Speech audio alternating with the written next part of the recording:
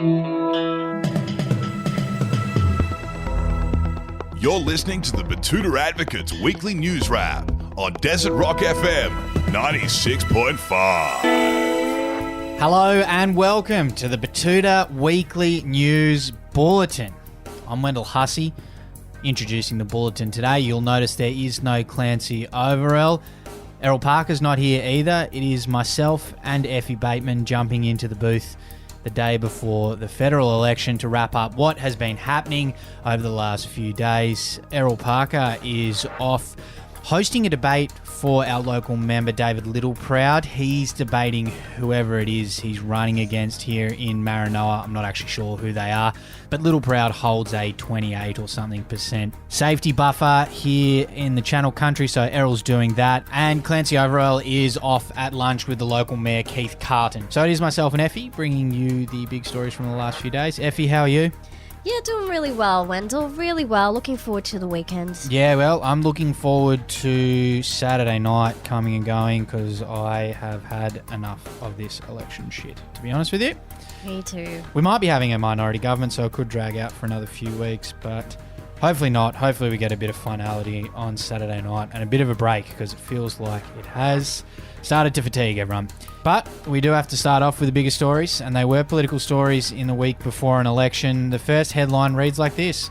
Prime Minister who went to Hawaii for a 2-week beach holiday in the middle of record-breaking bushfires and then lied to media by denying he'd ever left the country until he was caught out lying because he couldn't resist getting a photo with some Aussie tourists on Waikiki Beach at sunset, forcing him to admit that he had fled the country, but defending his decision by first blaming his wife and kids, and then eventually losing his temper and saying, "I don't hold a hose, mate," before promising he would come back as soon as could be arranged, which ended up being like a week later because he felt that he deserved the luxury of finishing his overseas holiday while 483 people died and over 400 people lost their homes. Has promised Australians that he will change. It's Prime Minister Scott Morrison promising to change there, Effie. I've had a man promise to change before. Did it happen? No, it really didn't. You can't believe him. Well, look, that's good to know. Strong commitment from the bulldozer there. Yeah, given he bulldozed a kid shortly after those comments, we'll just have to wait and see if he'll stick to his word. Yeah, insiders have actually revealed that Jenny caught Scott Morrison searching for flights to Hawaii and the weather in Hawaii and best pizza restaurants in Hawaii on his work computer. So it may be a little bit of a Pinocchio commitment there by the sounds of things. Well, look, I'm going to be honest. There are worse things that you could find on your husband's search history. Yeah, very true. Very true. He must be true to his Christian faith if he's just looking up that sort of stuff. I once went on found my grandfather's, and I didn't know that he was, appreciated different cultures so much. Yeah, very enlightening. That's the beauty of the internet. It brings these things to people. Well, let's pray for the best. Now, the Liberal Party has launched their campaign last weekend and unveiled a signature housing policy.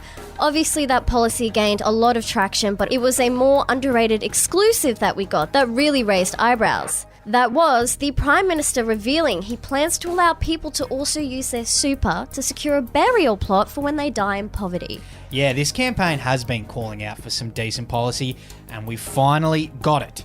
The government is promising to allow Australians to deep dive into the money they are supposed to survive on in retirement to secure themselves a bit of land they can actually spend eternity in. Something from outside the box. So good to see, I reckon. And when you think about it, you're going to spend way more time in that box than outside the box for actually inside living. the box. Yeah. So, you know what? It's not a bad investment. Now, crossing over to the other side of politics, and the Labor Party have called an emergency meeting to discuss how they can still fuck this up. Yeah, it's exciting times at Labor HQ after months and months of leading in the polls, and the election now, as we go to air, only a day away. The people on the red team of politics are trying to figure out how they can butcher this one as well. Obviously, they've butchered the last few, so they're hoping to try and find a way to make this one go the way of elections past. Some of the ideas floated have been Anthony Albanese going for a run and making sure the press capture him running in an uncomfortable style. Also tossing up maybe changing border protection policies and going hard on some other housing policies, like actually coming up with a housing policy that would stop boomers from making lots of money off a human I right. reckon do the death tax. Yeah, so bring that in. They're considering maybe dropping that on the eve of the election. They've still got less than 24 hours. Yeah. I believe in them. Yeah. So, we'll see what they can do. They've got the Brains Trust all there trying to figure this out. Bill Shorten as well, obviously, chipping in with some good ideas. So, see what they can do. All right, now finishing up with some news you should know if you haven't already voted. But the Australian Electoral Commission is warning that democracy sausages might be a little bit smaller this year due to the cold weather. Yes, that's right. There's a forecast for little chipolatas, but not because of the food shortages, Effie, that we've seen in recent times. No, this is a different kind of food shortage. It's because of the cold snap that has hit many parts of the nation, and it's apparently causing a little bit of shrinkage.